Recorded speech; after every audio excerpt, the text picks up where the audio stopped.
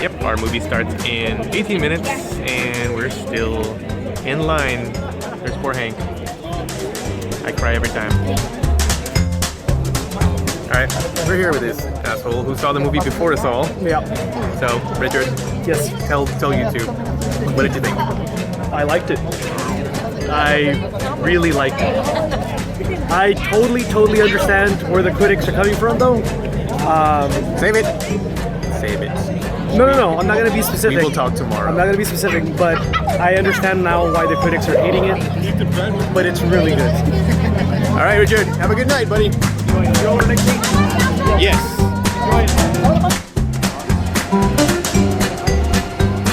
Okay, we finally made it in. We're gonna watch it now. Hank's got his glasses. I've got mine. So yeah, I'll let you know what we think after.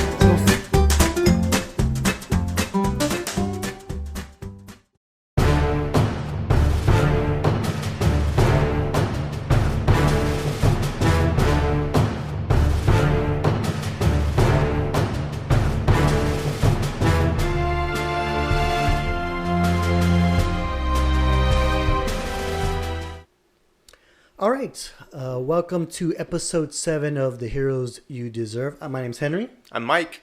And I'm Richard.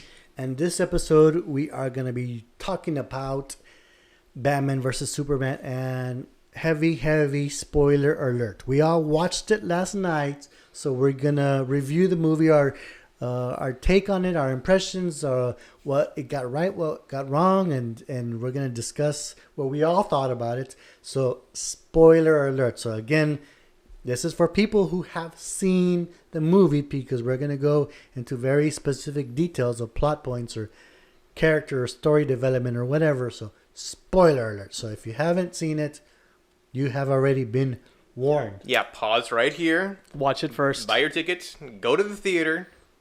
Watch it. Come back and unpause. Although watch, I think watch we all the can- video. I think we can all agree, watch the movie.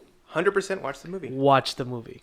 Right, and I know the press nowadays, the critics are giving it a lot more hate, and I think a lot of people in general are going to see this movie regardless of what the critics are saying, because everybody wants to see Batman and Superman on screen Together. And Wonder Woman. and live action and Wonder. So there's going to be a lot more female audience people, because they're going to go want to see the first live action Wonder Woman in movies. So regardless of what critics are saying, I think we think it's going to do. It's still going to do well. Yeah, and in the box anecdotally office. from our own experiences, the audience definitely skewed probably 50-50. Right. Which is for a superhero action movie is a little odd. I'd like to actually Right. go back and 60, perhaps 40, look right? at the statistics on that, but yeah, there was an unusual amount. I mean, it wasn't just guys and their girlfriends either. There was ladies, had the Wonder Woman shirt on, or sometimes even the Batman and Superman shirts Or sometimes on. you were wondering if there were a woman or not. And in a few cases, yes. Yes. So we want to give a quick shout out to Michael Rodriguez, because in an earlier podcast, when we were talking about trailers and we were talking about 80s films, he brought up the point of 21 Jump Street. And he has a point. It was a TV show, 80s TV show, not necessarily a movie, but that was a well-made remake. So thank you for bringing it to our attention, Mike. But you were totally wrong about Karate Kid, right? And another shout out to Pete Romero. The word of the day, and the word of the day for this podcast Maybe. is going to be convoluted. Convoluted. So again, thank you very much. So we continue to ask for any comments, suggestions, or whatever. Like, subscribe. So those two, we want to make sure. Thank you for commenting on our And all of our subs thus far. Thank you guys for coming along the ride with us. It's been a fun month, and it's so far culminated in going to this movie, and we're happy to share our opinions with you and hope that you are comfortable enough to share yours and interact. We're really looking forward to that. All right, this is going to be our first movie review as part of this podcast. So excuses if it's still not streamlined a little bit. We may get things a little bit wrong, but I think it's just we were excited about the movie. We're excited about this podcast, and we're excited about doing this review for you guys. So just take it easy on your constructive criticism, I guess, is all we ask, right? Be gentle. Yes. So I guess to start off with, Mike, let's first impressions about the movie. I mean, overall, I mean, should we start off with the rating, or should we all talk about what was good or bad, what you didn't like? Before we get into everyone's Score. else's thoughts in general, let's sort of just lay it on the table how we all felt about it. So I mean, I'll start. I think it was a decent film with bad pacing and an awesome conclusion. 2/3 of that film were almost insufferably boring. There was some cool moments that I enjoyed seeing, but by and large, I was kind of trudging through. I really loved it once it amped up, though. We made the analogy earlier that it felt like you were trying to get an engine to turn over, and once it got going, you realized you had a V8 on your hands, and it just the sound was just awesome. And then you revved the engine, and you were like, "Yes, V8."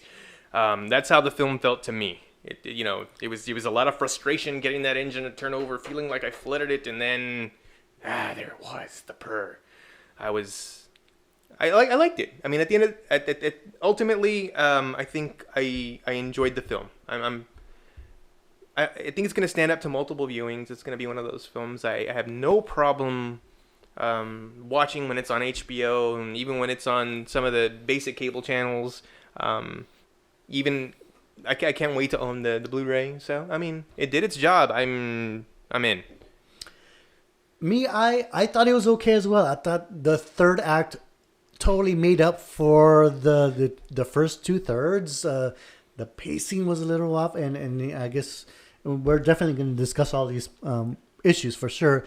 But for me, I think Lex Luthor was just one of the weakest parts of the film. And again, in my opinion, I just thought Lex Luthor was not the strongest point in this film, but we will get to that later on. But pacing, story development, character development, but the whole third act just almost elevated it so much more. I mean, there was not enough aha moments in the first 2/3, spread out, I think, to bring it more evenly. I don't know. It's kind of hard to explain, but that's my gist. It was okay, but that third act more than made up for it.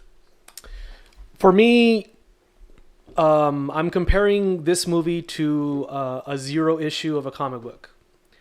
I think a lot of people went into this movie expecting it to be a sequel of Man of Steel. To Man of Steel, it was not. They said from the beginning, this is not a sequel to Man of Steel. Man of Steel 2 is actually down the pipe somewhere. They're still working on that. So this movie was kind of like its own animal kind of a thing, kind of like a setup to something else. And it did play that way. There was a lot of things happening at once. The pacing, it did have some pacing issues. I don't know how much of that has to do with the 30 minutes that was cut out of the movie, though. I mean, understand this was originally a 3-hour movie that was cut down for violence and for time. And I'm thinking some of those cuts may have affected the pacing of the storytelling. That said, it was really great at the end. I didn't hate the whole, I wasn't bored.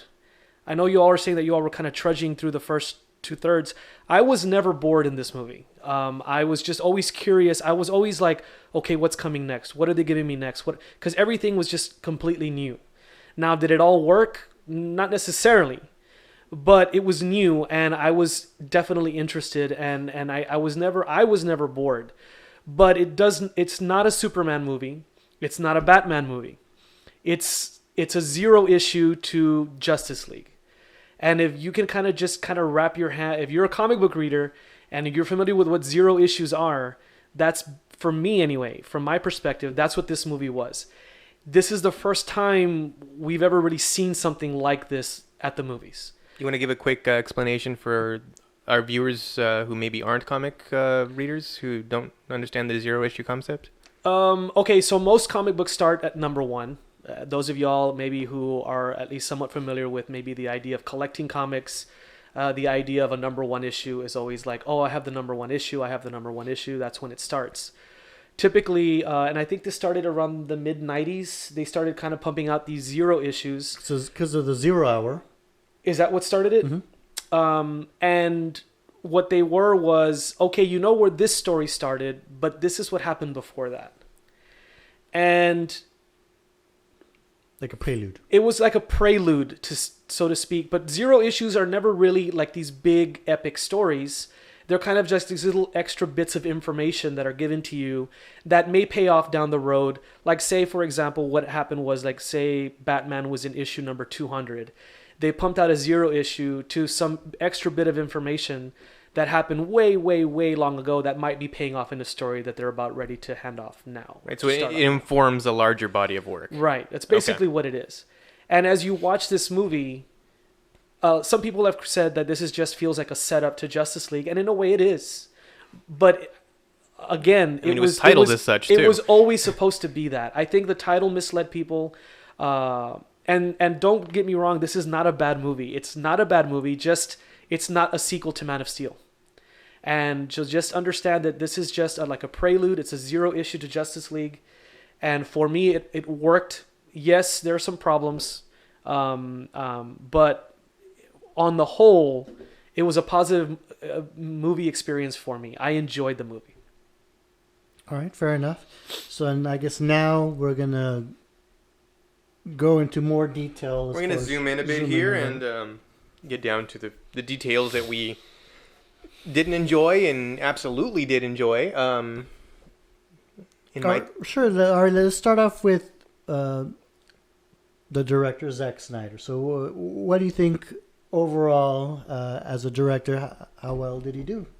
His vision of the film was very much like his vision for Watchmen, where the story didn't move in a linear fashion. I mean, granted, yeah, you're beginning, middle, end, but there was flashback sequences, there was dream sequences, there was, the bit with Jonathan Kent where, Clark or Superman was clearly just sort of imagining him there and wondering how that conversation would have gone, even though he remembered a very detailed story that he may or may not have told him in the past.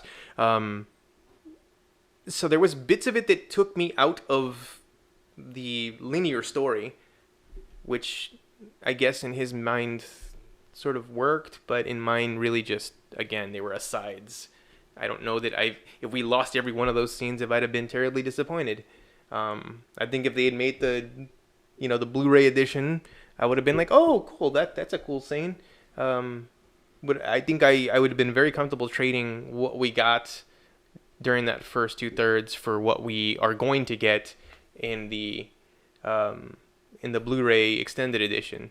Right, because I mean, you don't know what's cut out, and it had they left it in there, it might have made the story more sense. The pacing might have been so much better, or it could just be more asides, in which case it'll just be like, oh, that's pretty cool moments, which I guess I'm okay with.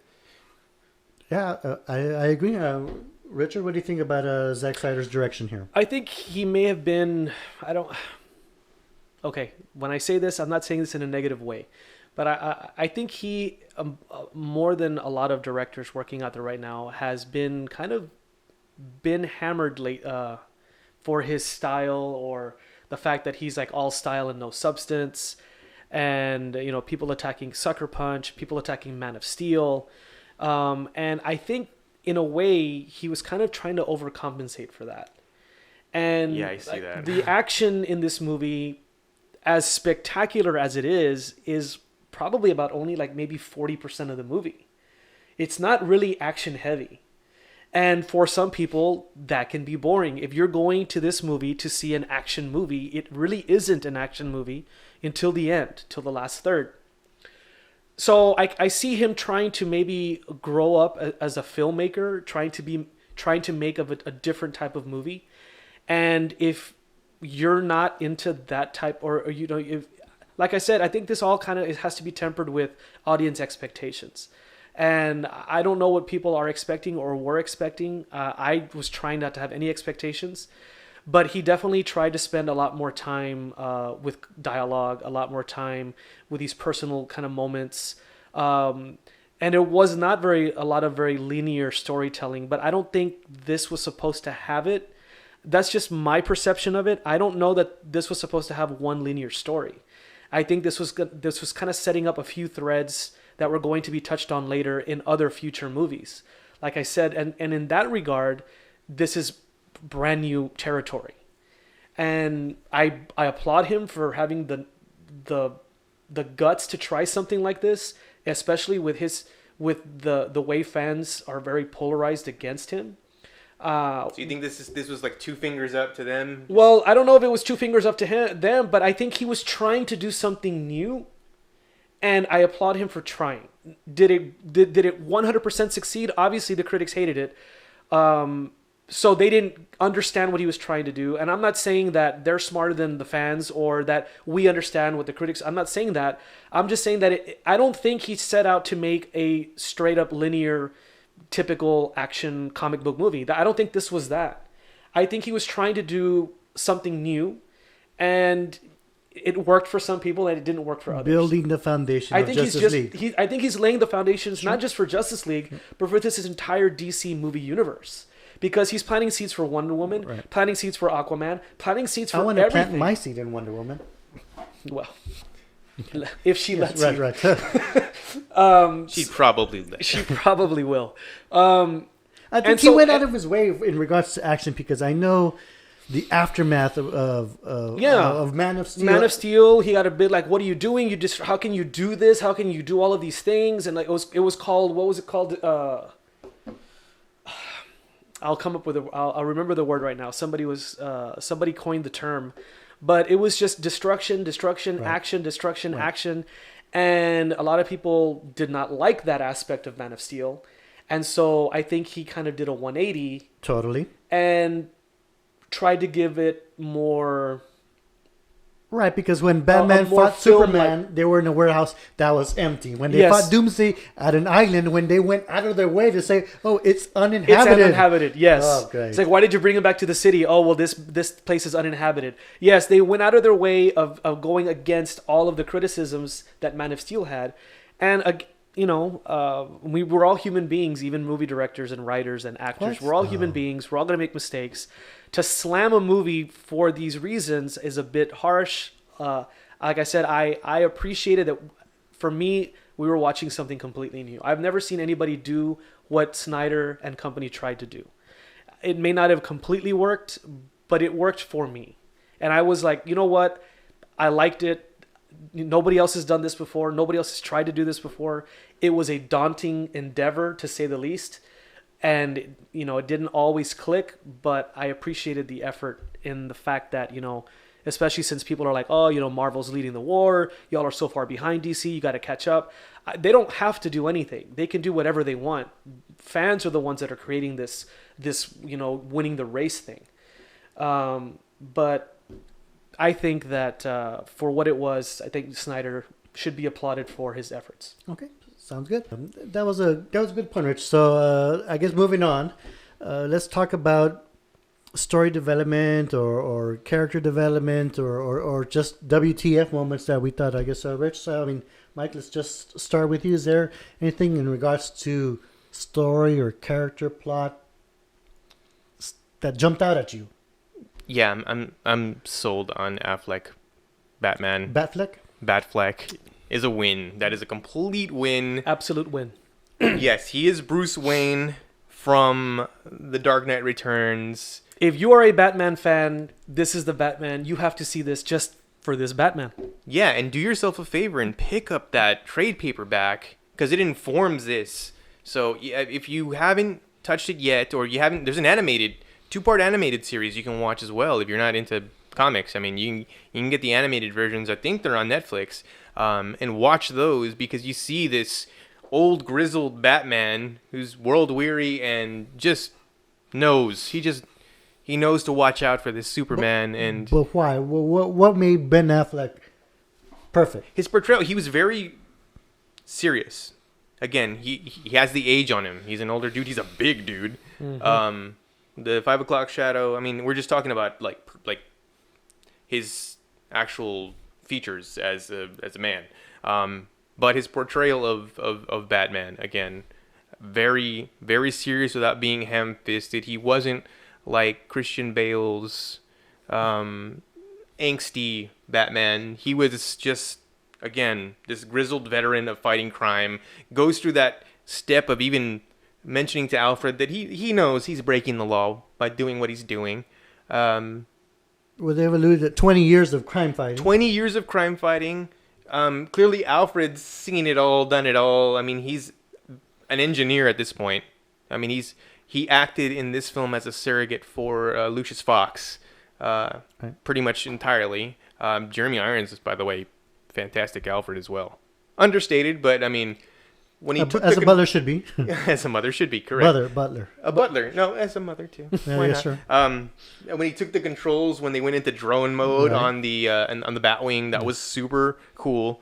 I really dug that. In fact, it got a pop from our audience in the theater. We had a very lively audience. Henry and I. Richard did not join us. No, I had a different audience, and they were pretty chill. So yeah, that one stuck out especially. Sure. All right. Rich, what stuck out with you? A lot of things stuck out for me. One at a time. I really liked the opening sequence. One of the things that people always worry about when we're getting a new character or a new actor playing the same character is, are we going to get another origin for Batman? Which I agree with that. Like, why another Right. origin? But because the way the story plays out the way it does, it was such a perfect way of bringing back the origin. It's done only during the opening credits, but they do such a good job of telling us who Thomas and Martha Wayne are without any dialogue. And that little bit of knowledge, just a reminder bit of knowledge, pays off later in the film as part of the plot with Lois trying to connect to Batman. So I thought the opening sequence was really great. There was a lot of really good sequences, just tension. I mean, I don't know how much specific. Are we going to get specific here? Yeah, man, yeah, get right down. Yes. Zoom right in. All right. So my first big so Lex Luthor. Let's talk about Lex Luthor. Lex Luthor is a brand new Lex Luthor. So please don't go into this movie expecting Gene Hackman or Kevin Spacey or any variation of that, because this is not even Michael Rosenbaum. Just forget everything you've ever known about Lex Luthor completely. Now, I'm not 100% sure if he's relatively close to what they're doing in New 52, because I'm not that familiar with what's going on in New 52. But this is a young Lex Luthor. He does mention having a father, and he does also mention not having had a very good relationship with him. He is extremely intelligent, has access to lots and lots and lots of money, and he is severely unhinged. And it's almost a Joker-esque performance. So for DC fans or for comic book fans, the idea that Lex and the Joker are acting similarly could be a put-off. It didn't come across Jokery enough for me to dislike it. I thought it was interesting. I thought that they decided this is the direction we're taking Lex Luthor. Now, toward the end of the movie, he's unhinged. There's something psychologically wrong with the guy. He is mentally broken. And this is the first time I think we've really seen Lex Luthor not completely put together. I think he's like all over the place. Whereas now the Joker, Jared Leto's character, at least from what we've seen in Suicide Squad, he seems a lot more put together. He seems very more like gangster, in charge of stuff, at least from the trailers. But this Lex he's nuts. And there's a sequence where he's talking with Holly Hunter's character, a senator, and she has this kind of throwaway line, or at least I thought it was a throwaway line, about calling a jar of piss Granny's peach tea. And, it is a complete throwaway line. And, you want to applaud movies for planting these little seeds that will pay off later. And so there's a scene where Superman is coming into Congress, or to this hearing at the Capitol, to answer for a problem that happened in North Africa. And that's one of the segments that's a weak link for me in the movie. It wasn't very well hashed out, but it could have been something that was cut for time. It could have been one of those deleted scenes, that kind of things. But he's answering for something that happens in North Africa. And he shows up, and Holly Hunter at this, she's in charge of all these hearings, and she's like, giving this great speech, and she kind of glances over, and she notices this jar, and it's labeled Granny's peach tea. and she makes this face that's just priceless, and it's like whoa, and like and everyone's looking at her, and she's freaking out because, well, what's in this jar? Yeah, she sold that discomfort Man, really well. It was amazing, and then and Clark, look, there's Superman's character. Let me put things into perspective. Batman has been Batman for over 20 years. Wonder Woman, as stated in the movie, has been doing this for a considerable amount of time, at least 100 years. Right? Superman's only been Superman for about 2 years. Okay, he doesn't know what he's doing, and it's obvious. And I think a lot of people are having problems because they want him to be equal as far as like his character does a lot of stupid things, but I think this was done on purpose. I think it was done on purpose to show that he doesn't know what he's doing, and he is kind of like a big baby with all these powers, and he doesn't really know how to handle them. So he comes in to answer these, and he's all being a bit emo, and he's having a hard time because Earth doesn't like him, or some people don't like him, and some people do, and like, what should I do? I don't know what to do. And he's having all of these issues, and he's going to answer to this hearing. And then the whole jar of piss with the granny's tea, is it piss? Is it not piss? Does it really matter? Because as soon as he realizes something's wrong, the entire building just blows up. And I'm sitting in my chair going, holy shit. I could not believe what I was watching. And then at that second, I realized he's going to survive, and they're going to blame him for this too. Yeah, I kind of saw it coming that there was going to be maybe something like that. I gave myself that benefit of the doubt, like, man, they're not gonna do that. And that's what I mean by holy shit. they did that. It seemed like the obvious move, and no, they went right for it, and then left him holding the bag, and then off he goes because reasons. And yeah, so that was one moment for me that just really kind of like, okay, this is serious here. We're not messing around. There was a lot of really cool. Well, let me address. Go ahead. To me, Lex Luthor was the weakest point. I understand that they were trying to pass him off as a Mark Zuckerberg like figure. To me, I guess. I didn't get that vibe at all. But I don't know if he was airheaded or if he was trying to be a stoner. But he was too goofy. To me, he came across as mentally unstable. He came across as someone that was either should have been. He came across like Joker. I didn't think of him as Zuckerberg at all. I thought of him as crazy. Like he had flipped out. Well, you see, okay, he so might be on the spectrum, yeah. Let's talk about his whole philosophy, right? His whole philosophy, why he hated Superman, because apparently, yeah, I don't think that was okay. Well, this is what I got from it. His father probably beat him, probably abused him, and he tells Superman that he believed in God so much because, God would not allow these things to happen, or God, there was this notion that somebody should save us. It has something to do with somebody saving us, until Superman did what he did, and Superman allowed all these people to die, and then his whole ideology fractured. And then wait a minute. Here I've been waiting for God to save me from my own personal hell. And here comes this God, and he allows all these people to die. And so he, in his own fractured mind, gods don't exist. God doesn't exist because gods allow all these people to die. This is a God, and look what he did. And so from that perspective, he has no more reality. His reality has been fractured. And that's what that whole speech was with the painting, and that painting should be upside down. No, I like the painting on the rooftop a little. I mean, sorry, the painting, the conversation he had on the rooftop a little better. He's like, God is either all powerful and doesn't care, exactly, or he cares and he's not all powerful, and he can't do anything. Yes. And so to me, that was the core of who Lex Luthor is. This has nothing to do with being a young guy or a tech startup guy or anything like that. He was just a damaged young man who believed in something to get through that, and then those beliefs were destroyed, and he had no idea how to deal with that. He's just a broken Well, I mean, individual. he clearly found a way to deal with it. Well, but not in a healthy way. Well, no, clearly, Okay. yeah, they're obviously absolutely not. And I mean, he had a lot of these little kind of ticks and all of these kind of things. Yeah. He I've was been- not trying to be goofy. I've I been think- disappointed plenty in my life. Yeah. Creating a genetic monster to defeat the thing that harmed me, Yeah. or that I perceive harmed me. Never once on my list. Should have Right. been maybe, but But I thought it was an interesting idea at something new than just, well, how can we make Lex Luthor a menacing type of a long term? Because he's definitely going to be a long term villain. He's not going to go away. We're going to see him again.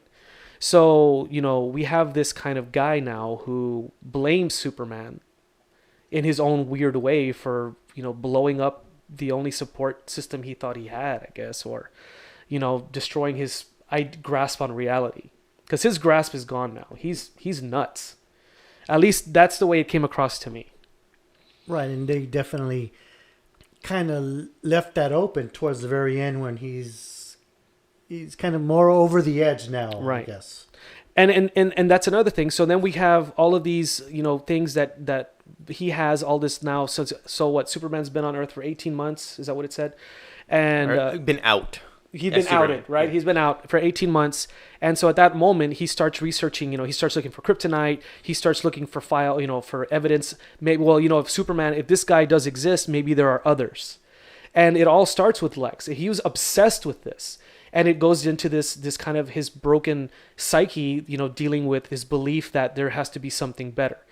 And so now he's looking for all of these other metas. And that I thought was an interesting way of introducing the new Justice League.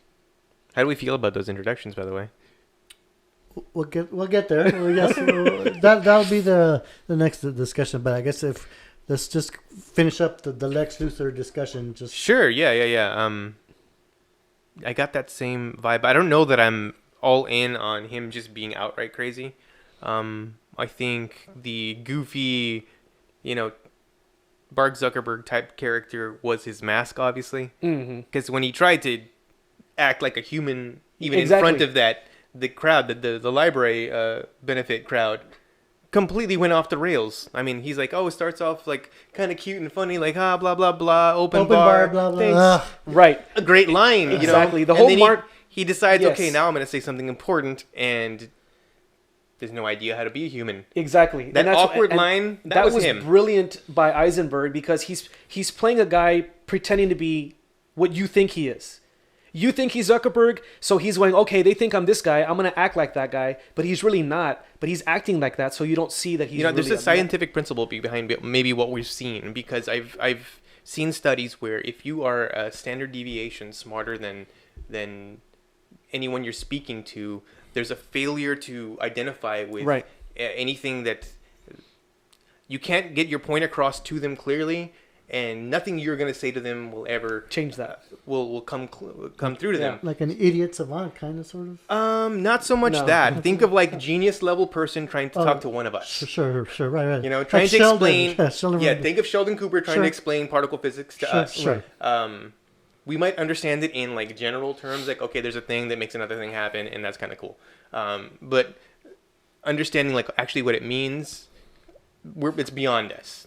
Well, beyond me anyway. I won't speak for you two. But the frustration in that person trying to get that point through is because to him it makes perfect sense and it's very clear and it's probably the most basic facts. And to us, would just not seem that way. I get that vibe from him. Like he's just the smartest guy in the room to a fault. Mm-hmm. Where To a fault. he cannot identify with anyone or anything because He has no peers. he has no peers. Yeah. And a lot of that may be megalomaniacal, and that sort of fits into his archetype. But some of it's probably at least a little true, if not a lot true. But say what you will, there was definitely an effort taken into setting up this new character. There was effort. He's fleshed out. He is fleshed out. Now, we may agree with it or not agree with it, or we may like it or dislike it, but they did make conscious choices here, and he is definitely a brand new Lex Luthor. We've never seen a Lex Luthor like this before. And he's a little scary. Yeah, well, let's not get too in love with what I'm he not- did, because I'm- let's It is new. That's all I'm saying. he still resorted to tying up the damsel in distress on the train tracks. At the end of the day, that's where he went. Well, he manipulated the way he knew how he could manipulate. Yeah, I mean, he went for the obvious bait, like, oh, okay, yeah, you thought you saved her, I got somebody else. But I mean, still the damsel in distress tied up on the train tracks. So it's an old trope. It works. You know, it's believable. I get that he would probably make best effort to prevent the bad thing from happening, that this being Superman, but I guess maybe he thought, like, this is what this dummy will react to. If I'm going to make a man do something, that's the best way to do it. Well, he wasn't wrong, was he? No, not in the least. All right, I think that's a very good discussion on Lex, and I guess we're going to move on to our next topic. Okay. All right, so just to make this a little bit more fair balance, we all discussed our WTF moment, what we all liked, what really popped. So let's talk about what we thought stuck out as far as negative. Like, what did we not like? What did it stick out that it's like, why did they do that? Why did they include that in the theater? So, Rich, I'm going to start it off with you this time. What did you think, they should not have been in this film? You're going to be surprised. Buckle up, you two. Sure. All right, here we go. I didn't really like the way they introduced the Flash, Aquaman, and Cyborg. I thought it was just a kind of forced. It seemed forced to me. Shoehorned in. I agree. I didn't like. I didn't like that you had a little Flash symbol. I didn't like that you had a little Aquaman symbol. I like, who did that? Who created those symbols? It seemed too. I didn't like it. I really liked the Wonder Woman. I really liked the fact that the picture looked amazing. I loved that picture. It was great. And the fact that she was trying to get it, and everything is connected. As much as you might hate or like something that's in this movie, it's all connected. It's all there for a reason, except for those clips of the Flash, Cyborg, and an Aquaman. It would have been better for me if it was just a clip of Wonder Woman or the picture of Wonder Woman, and that's it. I don't like that. I mean, I understand why Lex would have had files on other metas, and I understand that that's maybe what they were trying for. I just didn't like that. One, he had clips and little symbols for those three, and two, that Batman sent them to her, other than he's already planning on recruiting them for later, and that was discussed later at the end of the movie. But I didn't like that. And so would you have preferred, like, if they'd done that, but it had just been an Easter egg? Like, oh, look, when he's looking through those files. I would have preferred Mercy Graves coming to Lex saying, look, we found 3 more. And not necessarily little symbols, but like, oh, wow, yeah, those he's were fast. hokey. Or, oh, wow, he's fast. Or, wow, something like that, as opposed, and then, Bruce getting the file on Wonder Woman. So showing that there's like a pattern of Lex, trying to find other metas. It could have been done in a better way, and I'm not saying it took me out of the movie or I hated the movie because of that. I didn't like it. It didn't feel organic for me. A lot of the other things did. That one just seemed to. That one kind of like I kind of went, why did y'all do that? That was my thing as far as that goes. I was pretty well engaged in the rest of the movie. I didn't really have a lot of hard negative feelings toward the movie, and I probably have the higher score than from the three of us. But that got me. It took me out of the movie a little bit. Sure. All right, Mike. What did you think was misplaced? The nightmare sequence in general, while it was cool, cool. You saw, you're the worst. We got to see Batman in his desert outfit and parademons, and we saw the Omega symbol. I don't know that it needed to be there. It didn't push the story in any way. Well, other than to like sort of press home the fact that like, oh yeah, Superman's gonna go bad because I dreamed it. No, well, I think it was there to give Bruce a reason to put a team together. I have a feeling. What planted the seed? That's what I'm saying. He's getting these images wherever they're coming from. He's getting these images or these feelings, and when he tells Wonder Woman we need to start recruiting, she asks him why, and he says, "I have this feeling." I just that's where I'm getting that whole idea that on a hunch, and it's a hunch based on dreams. Correct. No, you're right. That's bad storytelling, man. There's so many better ways to I mean, yeah, maybe Oh, and, later I we mean, learned that and the it's- Flash coming to see him. well, I mean, that was in a dream sequence, so I mean, he Yeah. woke up from that having those files been decrypted. Right. So, I mean, they could have done that in a better way. Like maybe somewhere inside of those files, he finds something about an entity coming to Earth or having made contact to Earth, and Lex being responsible for it. That would certainly account for some of his psychosis in the jail. Right. That's a better way to tell that story. And that very mill. Him just saying like, "Oh, I had a dream, so I kind of feel like there's something bad gonna happen, and we should make a team." Right. That's loose. I mean, that's weak. It was a missed opportunity. I mean, I'll forgive it because I can't help it. I mean, Because it looked cool. oh yeah. I mean, we got to see those things happen on Yeah. film. Sure. So as a fanboy, we like seeing that stuff. Of course, but is a part of the narrative. It's misplaced. It's not done. It doesn't need to be there. Again, stuff that would have been great as a deleted scene on the DVD. I'm sorry, on the Blu-ray release, Right. or it just overall included right where it was. Again, fine. I mean, you could have skipped the whole front part of that. Cut to Batman. Imagine himself waking up in a cell and Superman coming down to get him. That's still a bad dream and one that he might have. I believe that. Everything before it's wholly unnecessary. Everything that happened after that with the Flash looked awesome, but I don't feel that it needed to be in the story. It seemed to be shoehorned in. I didn't dislike it. Again, it was forced. So as a fanboy, what did you love about this film as a fanboy? Well, hold on, Henry. Oh, yes. What did you not like about Oh the yeah. movie? Well, Lex, I think we kind of discussed that earlier. To me, length, yeah. Lex for me was the weakest Okay. point. I think that was misplaced. I think the way his portrayal. You were expecting more of a put together guy, more Yeah. like a maybe Smallville Lex. Yeah. Okay. Absolutely. I know a lot of people So are probably it's Michael expecting- Rosenbaum The standard. the standard now. I think for a lot of people that are huge Smallville fans, I think that is who they've wanted. I mean, everyone wanted Bryan Cranston, and I can see why they didn't go that route. Yeah. Because, and I don't know that Zack Snyder always had this version of Lex from the start, but I know a lot of people would like or have fond memories of the Lex Luthor from Smallville, and we're kind of hoping that we were going to get something like that in this movie, but we didn't. But okay, point taken. Sure.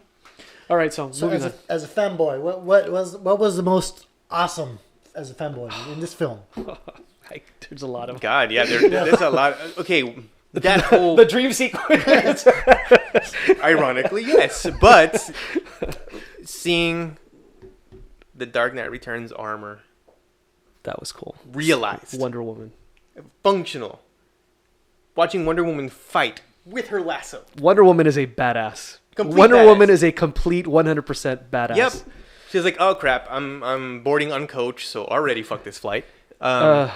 It's And then she gets off. She's like immediately suits up and just jumps right into it. We get to see her with Captain America's shield for some reason. no, she's always had a shield. No. Well, I'm surprised she was on the plane and we were able to see it. Oh, I know. Somehow the news was on. Well, on the no. plane. Well, because isn't her plane invisible? No, this was a standard flight. This was Turkish this was Airlines. not Turkish the, Airlines. Sorry, this that's was right. not the Super Friends plane. Right. So yes, there was watching all of this take place. That huge fight, the one-on-one fight. Okay. Yeah. Batman being Batman, Totally prepared. outmatched, Yeah. but Yeah, I mean, completely prepared. The answer about who would win in a fist fight. I mean, we all knew the answer to that question. Anybody seen it. Yeah. anybody that knows anything about Batman knows. Sorry, Pete. Well, we Yeah, know. We sorry, know who you're rooting for. sorry, Pete. But anybody that knows anything about Batman knew that he was going to win this fight.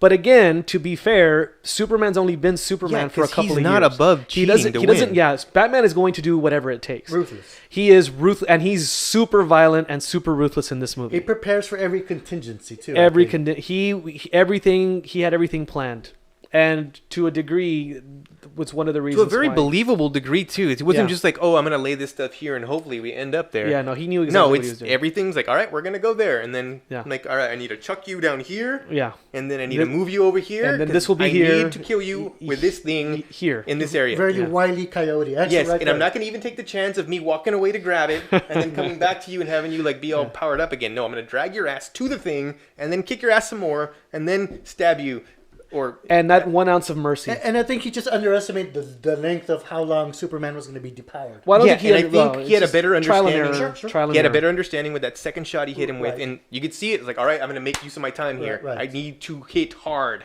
Right. Richard, what was your fanboy moment? One of many, I'm sure, but what was one? What was one? The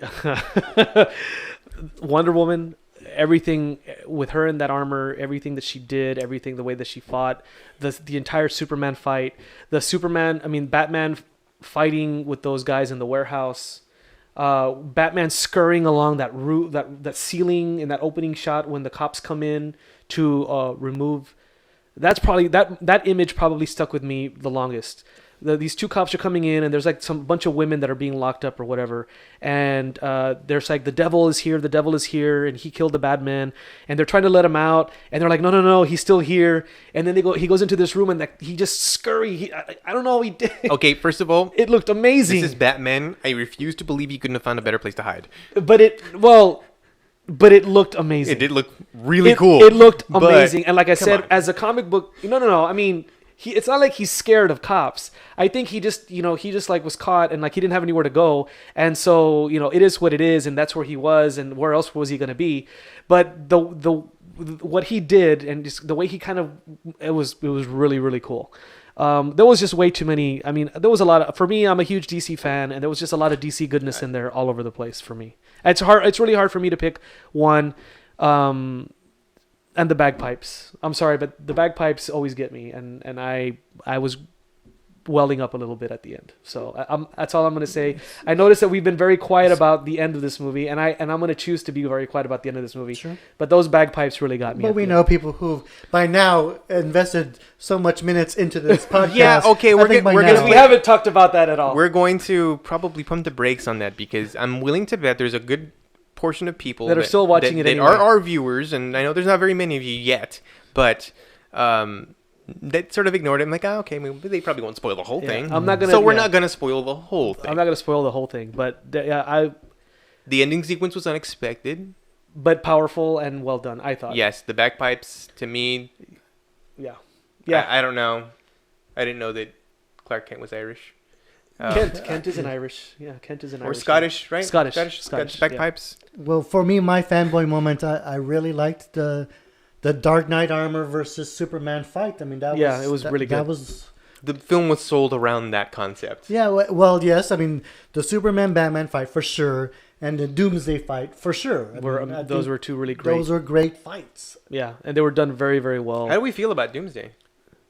I thought he was fine. I mean, he's not one of those characters that I'm like a purist, like he has to be like this. I mean, they did create him. A lot of people were thinking like, oh, he's going to be created like in a lab by Lex, but it was not. It was like Kryptonian technology that brought him back. And he was like, they addressed the fact that Kryptonian law precluded or... Apparently there's a recipe for it in the Kryptonian archives. Yes. Like, don't ever do this thing. Don't mix DNA with... But that is his origin, though. They were created on Krypton, and I think it's part of the technology that they had that the ship had to create the codex, to recreate the codex. I think it's all in. I think if you sat down and thought about it, exactly how it went down, because I mean, it was a scientist, and his brilliant plan was to make a baby and then like clone it a bunch of times and then kill it and then get the garbage that they left behind and then bring it back to life, and hopefully it will have evolved to not die the way it died, and eventually it ends up killing the scientist and Doomsday, and then he ends up kicking ass all over the universe until finally someone just says, enough of this asshole, we're going to lock him up forever, and then just shoot him off, and then of course he lands on Earth. Well, they fast forwarded all that, and they just jump to this is an abomination. So we get the abomination. We get the baby one. Yeah, and then before he's turned into the spiky monster. And although it's coming, a lot of people were he just looks like a random CGI. No, every time there's like stages to his development apparently, and every time that effect was really cool. He's like multi. Yeah, he's like adapting. Adaptoid, yeah, sure. and like that those spikes did start coming out. Right. It's just but that was the whole. I enjoyed Deadpool. Doomsday. Freudian slip. I guess so. And it did address something that we've talked about in a previous podcast, where the location is of Gotham and Metropolis. Across the bay from each other, apparently. I thought it was No, too this convenient. is new. This is new. Wasn't that not it though in the film? No, Zack Snyder said that in this movie they were going to be bay buddies, basically, Right. like San Francisco and Oakland. They were going to be across the bay from each other, and that's what they did. Yep. And So, that's now in the comics. that bit of geography is for me settled. So. Yeah, it's not in the comics. It's not necessarily like that. Although people have always like, where is Gotham? Where is Metropolis? You know, what is what? I don't like them as Bay buddies. I don't have a problem with it. You I know don't what think it You affects. know my problem with it is that if if you live in Metropolis, you get to run around saying that our hero is just sort of an all powerful super being, just whatever, no big deal. Yeah. And if you're from Gotham, you're like, yeah, we kind of have a lot of crime, even though we're right across from each other, and Superman could totally take care of it. They're both. But Well, we've got a rich guy who there are parallels to beats the bad guys up. There are parallels to San Francisco and Oakland. San Francisco is very upscale, very expensive city that I guess may not have the crime that Oakland does, but they are literally a bay across from each other. I don't know if I'm terribly impressed. Oakland if is a bit more. I get to say I have the 49ers and I have the Raiders. Right. So Well, they're both whiners. I think they're both babies. they Jesus. Yeah, Babies. well, I would have to build that up a little bit more. But we did like, even though it was forced Didn't about wash the the salt whole, down. it was forced about bringing in the Justice League. I But you think liked it? It was still a fanboy moment just to seeing them on screen. It was cool seeing them on screen. I'm not gonna lie, and they look good. They do look good. Aquaman looks good. Flash looks good. I mean, I don't have a problem with him. We saw of him. Right, I mean, I like the Flash coming back. I mean, that was very Crisis on Infinite Yeah. Earths, Flashpoint or Speed Force, because I mean, he's traveling so fast. He's going back in time, trying to give Bruce Wayne a warning. I like that. I mean, And the cyborg stuff was interesting too, and Yes. it also tied to the whole Mother Box and Apocalypse. yeah, it tied to that storyline as well. So yeah, I mean, it's a great issue 0. It's a great laying the groundwork for Justice League. It's the dawn of justice. It's the dawn of justice. So Justice League is going to be noonday of justice or something. Yeah, and we are getting Wonder Woman first, and we're don't forget Suicide Squad. Right. That's coming in August. And Batman And has Batman will be in that movie as well. So we'll get the mid-morning of justice. mid-morning of justice. Mid-morning of justice. Justice brunch, perhaps. Yeah. I can see that. All right. So we're gonna give our final grades. all right, we can end that. I will start off. I will give it a. I think the third act made up for everything else. It's like a 7 or a 7.5 for me. Out of 10. Out of 10, correct. Yeah, I'm about a 7.5. I mean, it's a high for me, like a C plus. I'm okay with giving it a 70, 75. 7.5 out of 10.